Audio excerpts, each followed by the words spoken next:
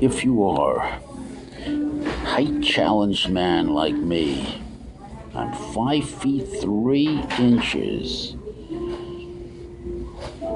I've got a big face. I'm clean, man. I'm clean. I'm bald headed. I've got a big fat belly. I'm 5 feet 3 inches in my height.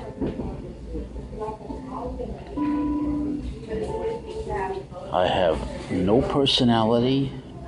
I have no appearance. I have no social game. As it is rewarded, confirmed, and used to evaluate and judge social actors in the world in which I live. This is a pandemic problem. I'm talking about having a saleable personality, the mask. It's having the saleable charm, charisma, call it whatever you will. It's having the phony acting ability that you use to sell yourself socially for whatever purposes that may be.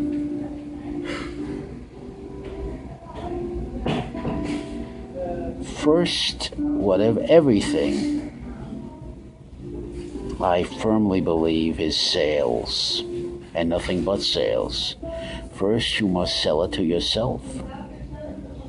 To sell it to yourself, you have to work your way through all the negativity that you're picking up from yourself. You can't polish over it. You can't perfume the stench of that negativity. It's there, you have to work through it. Sorry, guy, you're going to have to deal with it. Only you can do that. Nobody can do that for you. Only you can ask yourself the right questions and go out and find the answers that fit you like a glove. And that's going to take a fight. That's going to take an indestructible fortitude. That's going to take a hard bark against discouragement, frustration, and a steel will to persevere despite all the stereotype, caricature, mockery you will feel, you will take out there. You take me, for example. I've been called, mocked, laughed at, called a troll, a gnome, a dwarf, a hideous creature.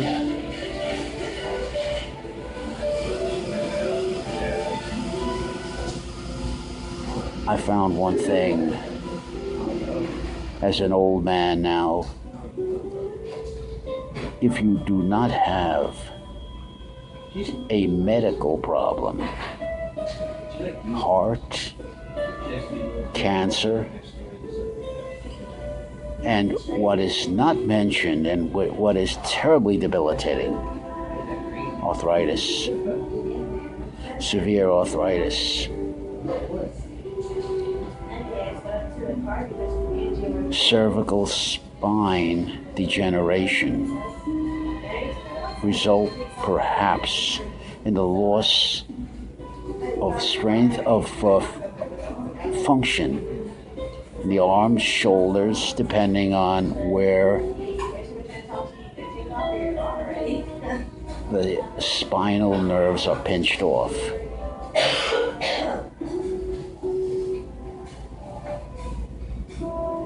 I'm talking serious business here. I'm talking serious business here.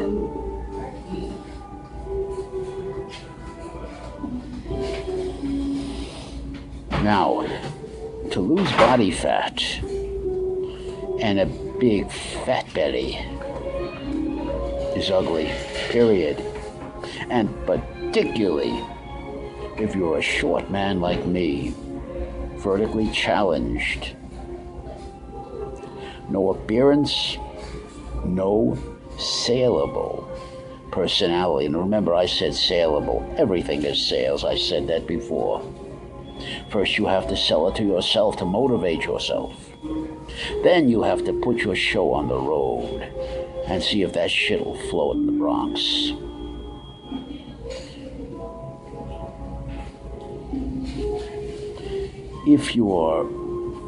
If you have no appearance and no personality, you're going to walk a hard, brutal, tough road out there. You're going to have to do it all under your own self-resources. That's why I love Gestalt. That's why I love Fritz Perls. Get that man on his self-supports as quickly as possible. Get him self-responsible as quickly as possible. When you do an action, whether you know it or not, you and you alone are responsible for the consequences and the results of that action. The consequences and the results of that action. Sorry to have turned away, but one of the things, that's an ugly sound, that hacking, that coughing. Man, damn it, that's a disturbing and ugly sound. Anyway, to go on, I apologize for that hacking in the background.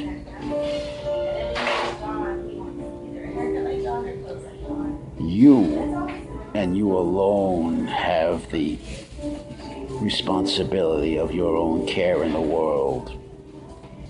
Who loves you, babe? If you wait on Tony Bennett's cliches, when is it my song?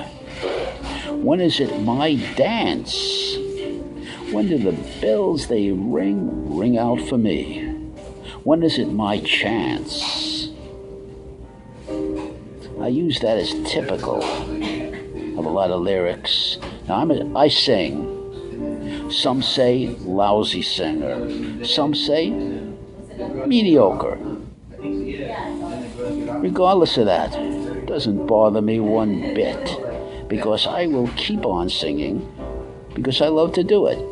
Maybe one day I'll get it right. I have the rest of my life to do it. Let's get back to our subject.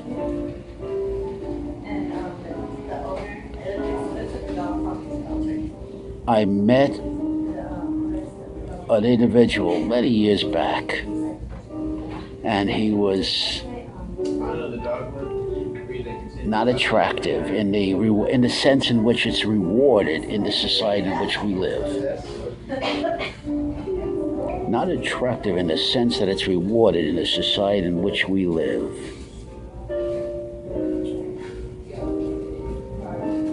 And he said to me, I've got to give to myself what my society will not give me.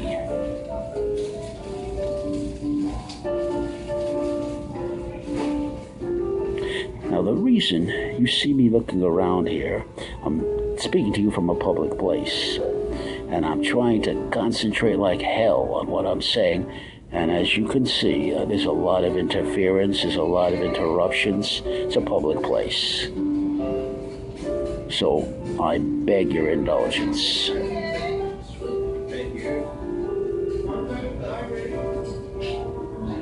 Well, I talk about something, I discuss something that to me is very serious.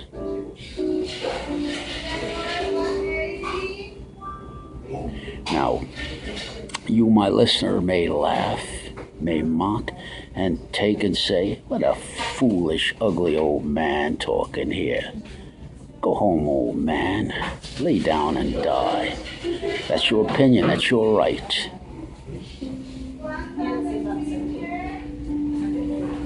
But I'm going to speak my word anyway. Regardless of what you think. Regardless of how you evaluate, you criticize, you mock. The way I look, what I'm talking about, that's your choice. And I say, if you do that, to hell with you. But you're not going to deter me one iota. Before I proceed, I want to say one word. Verbal violence is vicious. It should not stand. It should not be tolerated. It has to be smashed. It has to be stomped on. It has to be gotten. We got to get rid of that crap.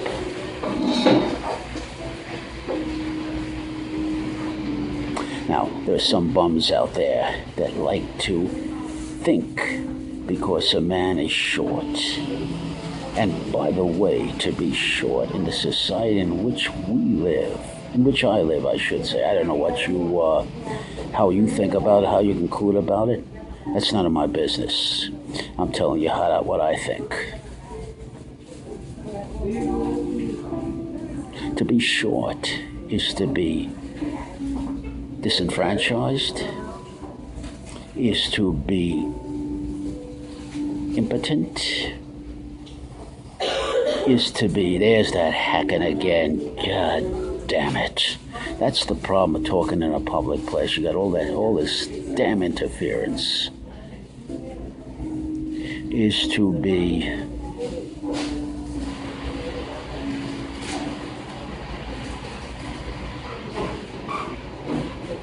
a pariah, classified as a pariah. Give you a good example. I did comedy one time. I used stand-up comedy. Here's a good example from my own life. I was up on stage working my ass off to bring the natural man up on stage and to be funny in the best way I possibly could. I was focusing and concentrating. Had some piece of shit from the audience yell out, "Stand up, man. Stand up, short man. Stand up, little man. We can't see you." A motherfucker saying a thing like that. And that's an example of the stupidity and the ignorance and the violence that one faces. A man like me out there. Maybe I have some others who have gone through the same thing. Maybe there's some of you out there who rationalize an alibi. You've gone through the same things that I'm talking about, but you rationalize, you alibi, you justify it, you try to make it palatable. Well, I won't do that. I should have come off stage, and even though, see, but that takes, you gotta be, but again, that's why I say to the short, small man, you better be in shape. You're in shape for your life. Build your body hard, tough and strong. Learn the martial arts, street fighting. You'll need it. That's why I love Dr. Thompson's verbal judo.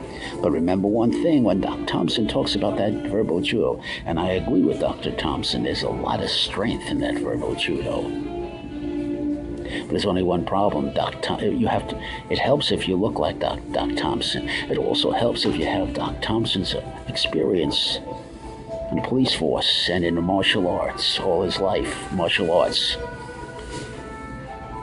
But remember one thing.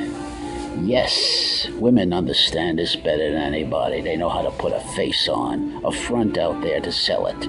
You need a good chameleon out there. That's the phony. That's the Showtime out there. That's the wheeler dealer. Okay? But you need, in case everything goes wrong, you need a good, tough, strong, like Dr. Thompson, like Dr. Thompson verbal judo, Cobra, to back up your chameleon. The Cobra strikes hard when least expected. when the chameleon doesn't work. And you have to know that immediately. You have to know that quickly. You have to be on top. You have to bring your A game into the situation at all times. Without excuse, without rationalization for failure. Now, verbal abuse is terrible.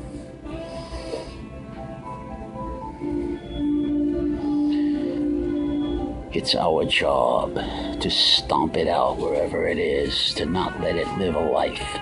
Because the verbal, it starts with verbal abuse, is a malignancy that grows and lives a life of its own. You have only one chance to stomp it and kill it and destroy it at inception. If you let it go like me, I'll save it for another day. There is no day. It's now. Give you an example. Experience I had. No names will be mentioned. This individual has what I call tolerance rigidities, which I did not know about at the time. I assumed too much.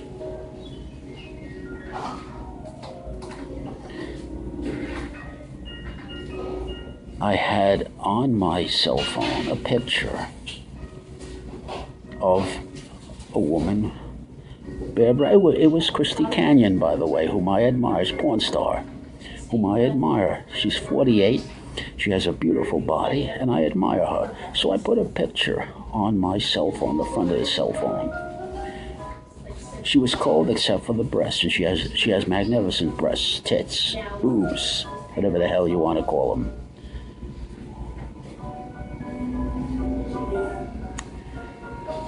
And this individual's wife saw that picture by accident.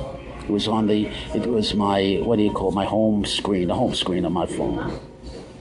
I can put whatever the hell I want that's my cell phone. It was an accident. The individual in question happened to pass by or was told, one of the two. It was none of his business. It was an innocuous picture, and he'd made note of it. Picture one. Had a grandson, 12 years old.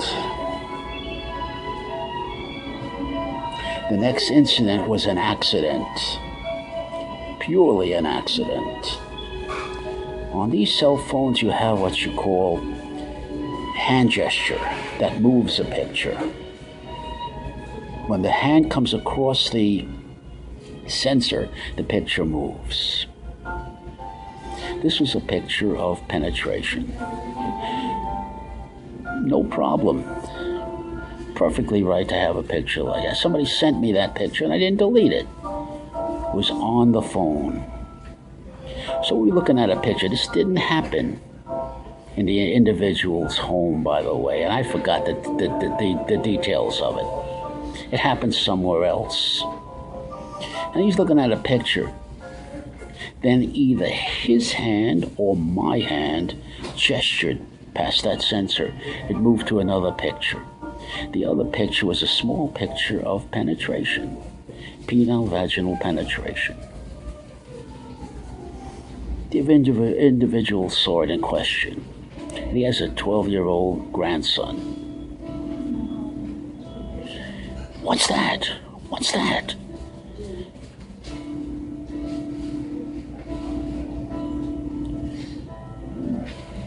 And my response was, I'm sorry, I'm very sorry for this. It was an accident, I apologize. And it was an accident, and it did not happen in the individual's home, and I apologize for it. All right? And here come those tolerance rigidities I was talking about. The next day, I was staying over the individual's place, the individual's home, and probably overstayed my welcome. So there were other issues involved. And not only that, I had let the individual in question get away with a lot of verbal abuse prior to that. So he felt justified because I did not take care of it. I felt a sense of obligation because I'm at the individual's home and I did accept some gratuities. So I felt a sense of obligation. I'm not making an excuse for doing the wrong thing. I'm just telling what happened in my version.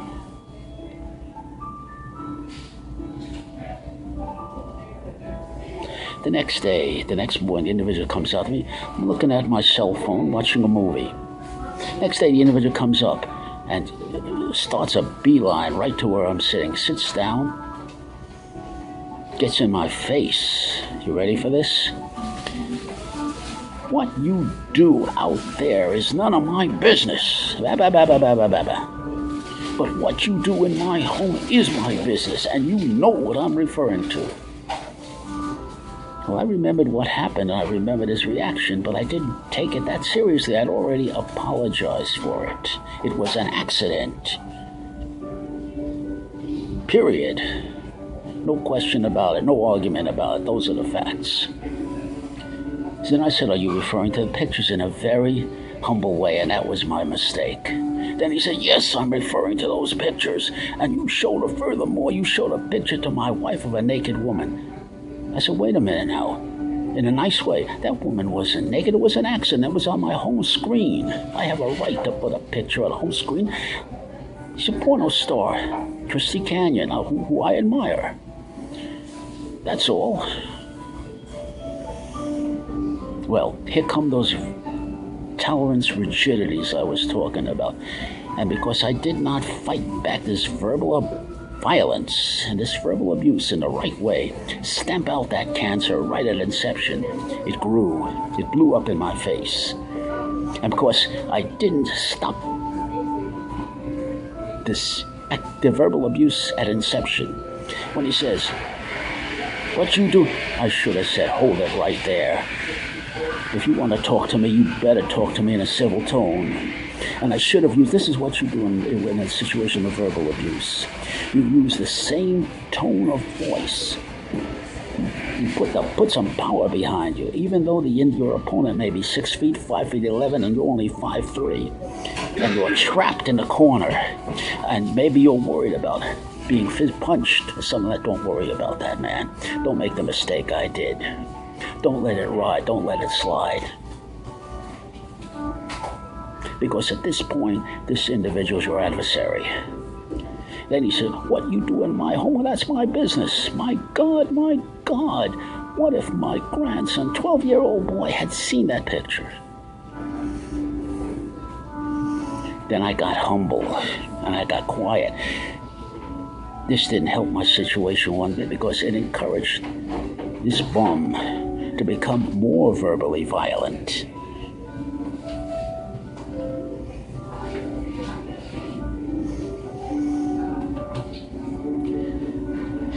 I tried to defend myself, but I wasn't guilty of anything. I was not guilty of anything. But I was humble, I was complacent, and I was contrite and apologetic over nothing. And the situation exploded all over me. Verbal abuse, verbal violence. The thing that killed me was I didn't keep track of the facts because of the way this individual came at me in an attack mode, and that's verbal violence. I didn't pay attention. He had me convinced out of intimidation. I hate to admit it, but I have to admit it. I was paralyzed to act, to think. I paralyzed myself. That I did not realize he accused me of doing is what you do in my home. I should have said, shut up. Shut the hell up right there. Now I'm going to talk.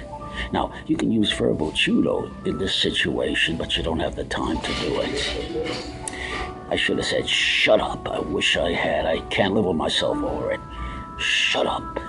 Now I'm talking, and you're going to listen to me. This did not happen. What the hell are you talking about? This did not happen in your home. It happened in a public area. Number one. Number two, your grandson Troy was nowhere near. He couldn't possibly have seen that picture. You're way out of line, you lousy bum. You're way out of line.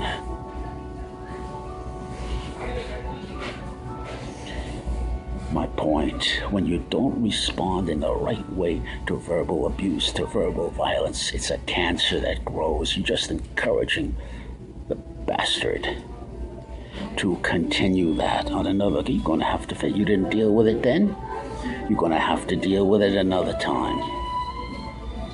You don't get away with it. There's no place to run, there's no place to hide. You'll have to deal with it.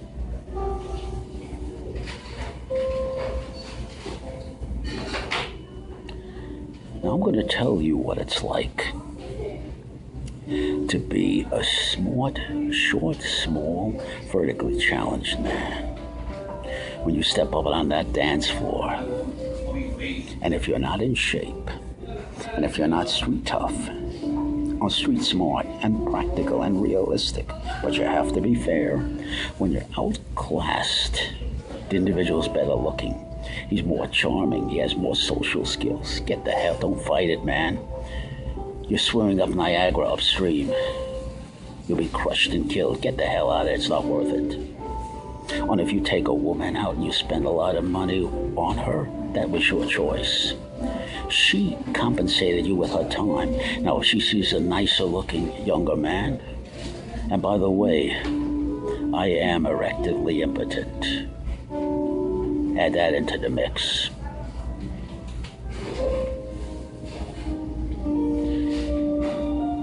Let her go.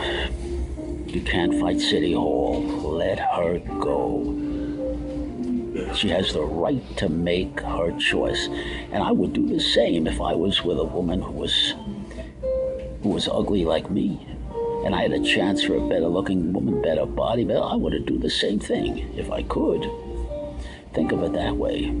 That's what I mean by being fair, practical, and realistic. If you spent money on her, you don't own her.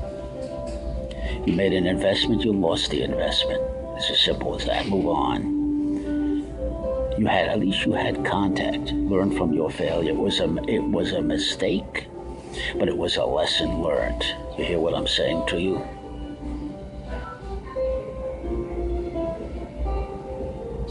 It takes the maturity, it takes the discipline, it takes the intelligence. Practical intelligence. And then it takes the will, the hard-bone will to do it and put it in practice. Adios for now, my friend.